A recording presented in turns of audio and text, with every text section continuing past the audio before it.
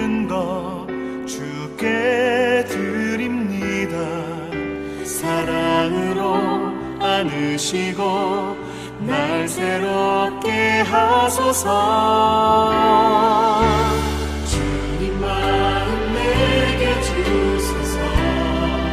내 아버지 주님 마음 내게 주소서. 나를 향하신 주님의 뜻이 이루어지도록 주님 마음 내게 주소서. 오소서 주님 나의 마음을 선한 것 하나 없습니다. 그러나 내 모든 것 주께 드립니다. 사랑으로 안으시고 날 새롭게 하소서.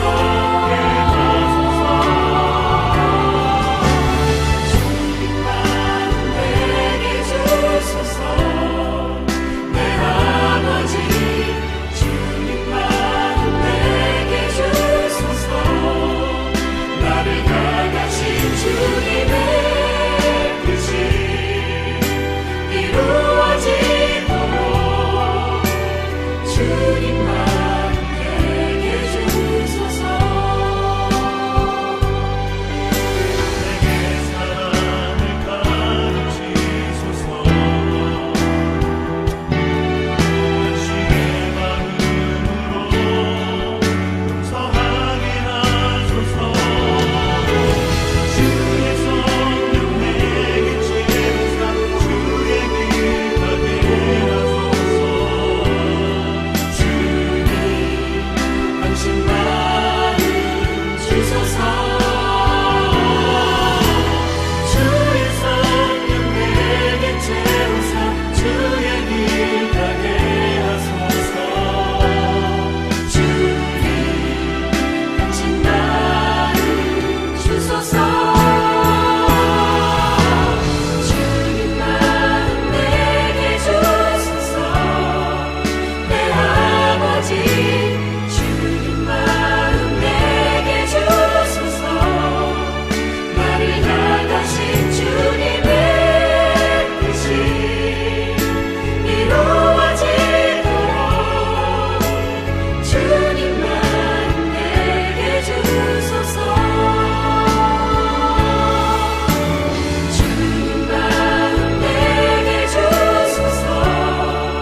내 아버지 주님 마음 내게 주소서. 나를 향하신 주님의 뜻이 이루어지도록 주님 마음 내게 주소서. 주님 마음 내게 주소서.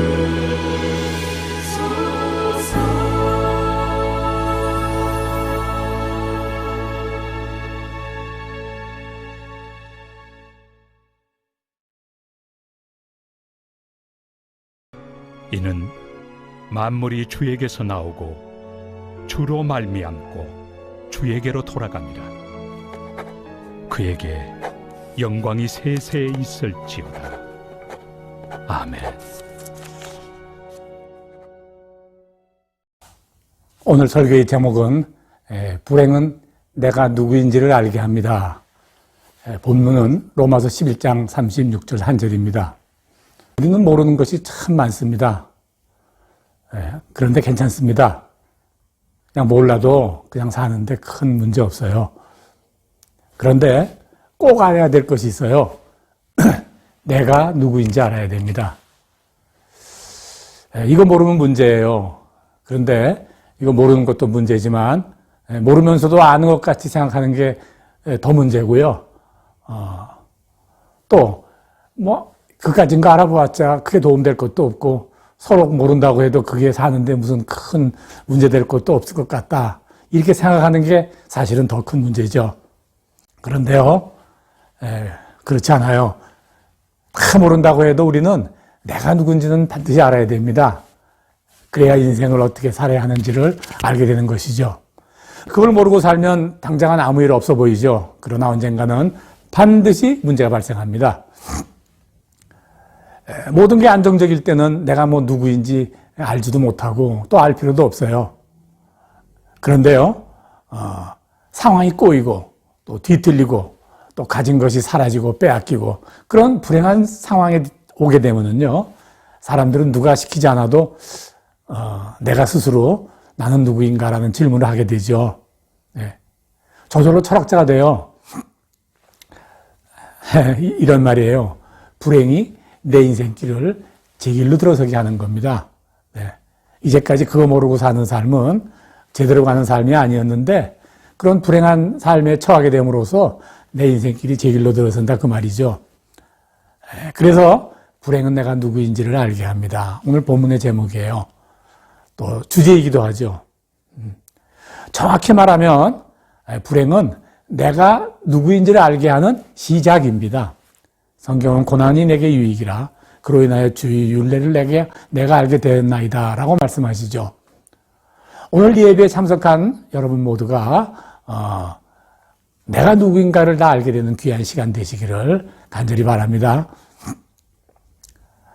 설교를 준비하면서 나는 누구인가라는 그 단어를 한번 인터넷에 검색해 봤어요.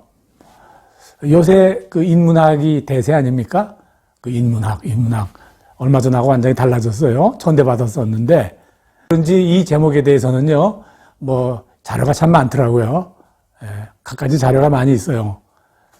그런데 결론부터 말씀을 드리면요, 상당히 긴 시간을 혹시 내가 참고할 만한 좋은 자료가 있나 하고 찾아봤는데요. 어디에도 명확한 답이 없어요. 네. 제가 혹시나 했거든요. 이거 오래된 질문인데 아직 답이 안 나오는 거라고 그랬지만 혹시나 했더니 역시나 했어요. 제목은 나는 누구인가라고 이렇게 돼 있어서요. 이렇게 뒤져보면요. 정작 내용은 없어요. 이런 내용만 있어요. 우리 인생은 내가 누구인지를 반드시 알아야 됩니다. 뭐 이거 당연한 이야기. 또 그 다음에 또 왜 내가 알아야 됩니까? 뭐 이런 거 정도예요. 그러니까 정작 그렇다면 나는 누굽니까? 라는 질문에 대한 답은요, 사실 어디에도 정확히 나와 있지 않더라고요. 그래서 내용은 다 이 내용이나 뭐 저 자료나 다 한결같이 비슷합니다. 대부분 이렇습니다. 나는 누구인가라는 질문은 인류의 역사와 함께 시작된 대단히 본질적이고 중요한 질문입니다. 네. 인생을 잘 살려고 한다면 그 답을 반드시 찾아야 합니다. 내가 누구인가를 알아야 어떻게 살아야 하는가도 알기 때문입니다. 그러나 그 질문은 아직까지 누구도 그 답을 찾지 못한 질문입니다. 이건 제가 정리해서 만들어 본 거예요. 네. 다 여기까지 한결같이. 네.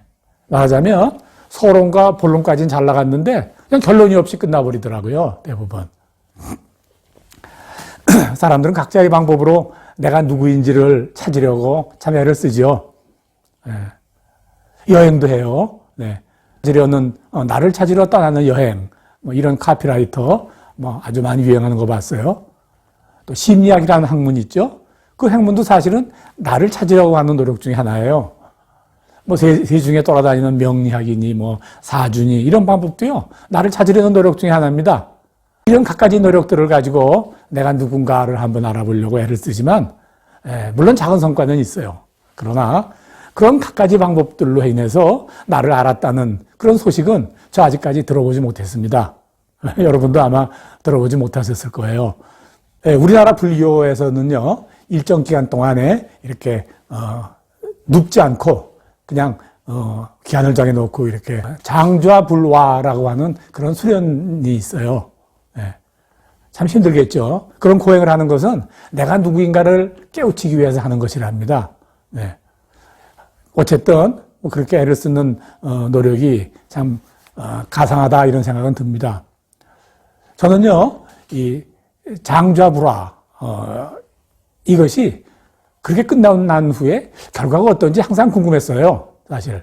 근데 최근에 제가 우리나라의 한 유명한 일간지의 종교 전문 기자가 여기에 관심을 가지고 취재한 내용을 봤어요. 최근이에요.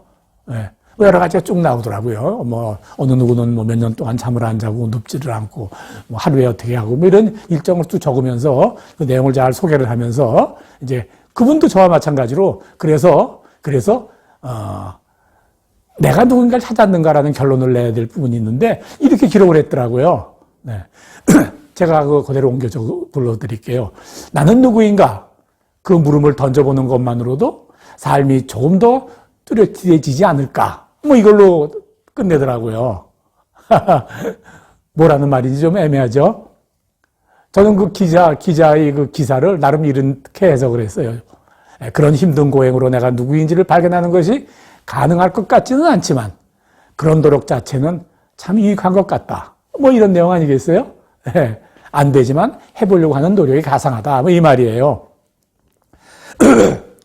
승려는 승려니까 그렇다고 절구 치고요. 오래전에 나름대로 꽤 이름이 있는 미국의 토마스 알타이지라는 신학자가요, 우리나라를 방문했습니다. 네. 그가 우리나라에 온 것은요, 불교의 좌ang좌불화를 통해서, 불교의 그런 걸 통해서 나는 누군가를 발견하기 위해서였다 그래요. 네. 큰 기사거리 아니에요? 불교로서는 큰 홍보 자료죠. 그래서 꽤 이 일이 오래된 일인데도요, 지금까지도 불교의 좌ang좌불화의 유익함을 홍보하는 자료로 계속 사용되고 있어요.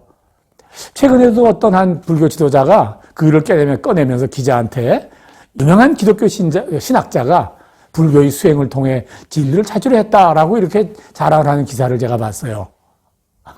참 기가 막혀요. 하도 기가 막혀서 도대체 이런 어떤 사람인가 하고 인명사전을 제가 찾아봤어요. 근데 그 사람은요, 신이란 존재는 없다. 하나님은 더 이상 존재하지 않고 더 이상 나타나지 않으며 더 이상 실지 않는다. 라는 그리스도론적 무신론을 주장하는 기독교 신학자라 이렇게 기록되어 있더라고요. 아니, 그리스도론적 무신론이라는 단어가 도대체 무슨 말인지 이해 못 하겠어요. 그리고요, 어떻게 이런 분을 뭐 철학자라면 몰라도 뭐 기독교 신학자라고 소개하는지 통 이해할 수가 없더라고요. 네. 계약신학대학교라고 하는 학교의 정규철 교수라는 분이요, 그에 대해서 작성한 이런 간단한 연구 논문이 있어서 읽어봤는데 뭐 다 설명할 수는 없어요. 그런데 제가 보기에 교회에 들어온 이단이 바로 이런 분들을 말하는 거 아닌가, 전 그런 생각이 들었습니다. 나는 누구인가라는 답은 철학적, 인문학적 방법으로는 결코 찾아내지 못해요. 왜냐하면요, 사람은 존재 자체가 신적 존재이기 때문에 그렇습니다. 이 질문은요, 사람으로 시작되는 그 인문학의 범위가 아니라 신학의 범위이고요, 육체의 이야기가 아니고 영적인 이야기이고요, 땅이 아니고 하늘의 이야기예요. 그래서요, 나는 누구인가라는 답을 내기 위해서는요, 분명히 우리가 인정해야 될 게 있어요. 그것은요, 사람은 하나님으로부터 창조된 존재다. 이거 인정하지 않으면요, 절대 나는 누구인가를 찾아낼 수 없습니다. 답 절대 구할 수 없어요. 자, 그럼 그 답이 뭔가? 뭐 간단합니다. 설명도 필요가 없습니다. 예. 제가 본문 로마서 11장 36절 한 절, 오늘 본문입니다. 이는 만물이 주에게서 나오고 주로 말미암고 주께로 돌아감이라. 만물이 주에게서부터 나오고 주로 말미암고 주께로 돌아감이라. 예. 나는 누구인가? 나는 하나님으로부터 왔고 하나님 뜻대로 살다가 하나님에게로 다시 돌아가는 그런 존재입니다. 이것이 누구인가에 대한 정답입니다. 여기로부터 모든 것이 시작되고 여기로부터 모든 것이 완성되고 여기로부터 모든 것이 종결되어져야 돼요. 하나님은 우리를 지으셨어요. 우리는 진흙이요, 토기장이시니 우리는 다 주의 손으로 지으신 것이 나이다. 이사야서 64장 18절에 이렇게 고백하고 있죠. 우리는요, 토기로 잘 쓰임을 받은 후에 그 다음에 다시 진흙으로 돌아갈 그런 존재입니다. 이걸 어떻게 아나요? 이거요, 지식으로 아는 거 아니에요. 능력으로도 노력으로도 아는 것 아니고요. 몇 년을 앉아서 잠을 안 자고 그렇게 애를 써도 안 되는 것이고요. 성경 공부를 많이 해서 신학 박사가 되어도 안 되는 것이고요. 또 교수가 되어도 안 되는 겁니다. 이거는요, 믿음으로 됩니다. 히브리서 11장 3장은 이렇게 이야기하죠. 믿음으로 모든 세계가 하나님의 말씀으로 지어진 줄을 우리가 안다. 믿음으로 이 온 세상이 지어진 것을 우리가 안다. 그렇게 설명하시죠. 네, 믿음입니다. 믿음으로 하는 겁니다. 믿음으로 나는 하나님의 형상으로 지음받으신 하나님의 자녀이고 믿음으로 나는 하나님의 상속자요 하나님의 영이고 하시는 성전인 것을 압니다. 믿음으로 나는 택하신 족속이요 왕같은 제사장이요 거룩한 나라요 하나님의 소유된 백성인 것을 압니다. 믿음으로 나는 하나님 나라에서 영원히 살 영원한 생명을 소유한 백성이 된 줄을 내가 압니다. 이게 믿음으로 내가 누구인 줄 아는 그런 결론이에요. 성령께서 오늘 이 아침 우리들에게 이런 믿음을 주시어서 내가 누구인지를 아는 성도들이 되기를 주의 이름으로 간절히 축원합니다. 자, 그런데 그 믿음이 어떻게 옵니까? 우리가 잘 아는 대답이 있죠. 믿음은 하나님의 선물 아니에요? 네, 그렇습니다.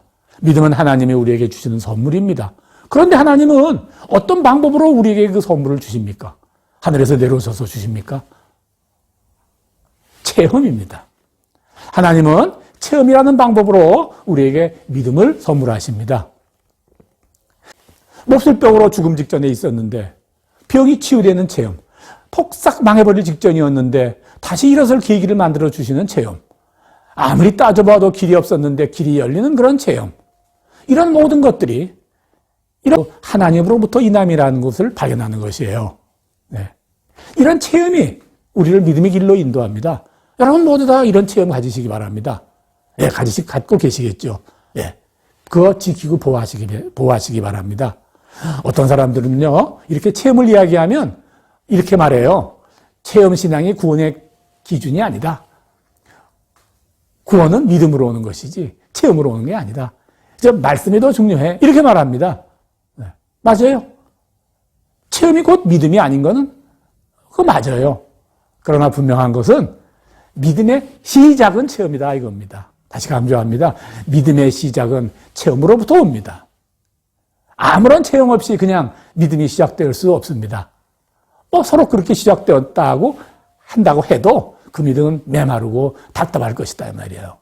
네. 예수님이 이 땅에 오셔서 귀신을 쫓아내시고 사람들의 병을 고치셨습니다. 그런 체험을 얻은 사람들은 아직 아무도 하나님 말씀을 모르는 자들이었습니다. 그러나 그들로부터 귀신이 떠나가고 병고침을 받은 그 이후에 그때부터 그들은 예수를 의지하고 믿고 따르기 시작을 했습니다. 네. 주님을 신뢰하기 시작하고 신뢰한 걸 바탕으로 의지하기 시작하고 그랬다 그 말입니다. 네. 그래서 체험은 믿음의 시작입니다. 물론 시작된 믿음, 그렇게 해서 시작된 믿음을 지키고 또 보호해주는 것은 또 아니에요. 네. 체험으로 시작된 그 믿음을 키워주고 지켜주고 하는 것은 말씀이다 그 말이에요. 네. 그러므로 체험이 말씀보다 앞서갈 수는 없지만 그러나 믿음의 시작은 반드시 체험이다. 이거 여러분 기억하십시오. 자, 내가 누구인지를 알려면 바로 그 체험이 필요합니다. 그런데 모든 것이 평탄하면 체험이 필요가 없습니다. 막히고 꼬이고 패일 때 내게 체험이 필요합니다. 하나님의 도움이 필요합니다. 내가 의지하던 모든 것들이 나를 하나도 도울 수 있는 것이 없구나 하는 것을 알게 될 그때 바로 하나님의 도우심을 체험할 그때다 그 말이죠. 내가 하나님을 의지할 그런 시작이 가능성이 있는 때다 그 말입니다. 그래서 불행은 나를 알게 할 기회예요. 고린도후서 1장 9절은 이렇게 가르치십니다. 심해진다도록 심한 고통을 받아 살 소망까지 잃어버리고 마음의 사형 선고를 받은 줄 알았으니 이는 우리로 자기를 의뢰하지 말고 오직 죽은 자를 살리시는 하나님만 의뢰하게 하심이라. 이겁니다. 오늘 말씀의 주제를 다시 한번 기억하시기 바랍니다. 네. 오늘 말씀의 주제는 불행은 내가 누구인지를 알게 합니다. 만일 오늘 우리 예배에 참석하시고 이 말씀에 동참하시던 성도들 중에 혹시 나는 불행하다. 왜 내 길은 왜 이렇게 막혀 있을까? 혹시 불행하지는 않더라도 왜 나는 이렇게 답답한 일이 내 마음에 있을까라고 생각한다면 지금 내 앞에서 하나님의 도우심을 체험할 최고의 기회가 다가온 것임을 기억하십시오. 이 기회를 놓치지 말라 그 말입니다. 하나님이 더 좋은 것으로 풍성히 채워주시는 체험을 이 시간 가지시기 바랍니다. 이제 말씀을 마치고자 합니다. 불행은 내가 하나님으로부터 와서 하나님으로 돌아갈 존재라는 것을 알게 합니다. 그러므로 한평생 사는 동안 하나님 그분만을 의지하고 살아야 한다는 사실을 알게 합니다. 바로 지금 그것을 확실히 알게 할 기회입니다. 사랑하는 여러분, 이제 우리가 너는 누구야? 뭐하는 사람이야? 라고 물을 때 나는 주께서 나오고 주로 말미암고 주께로 돌아갈 자입니다. 라고 담대히 말할 수 있는 그런 믿음의 사람이 되기를 주의 이름으로 간절히 축원합니다. 아멘.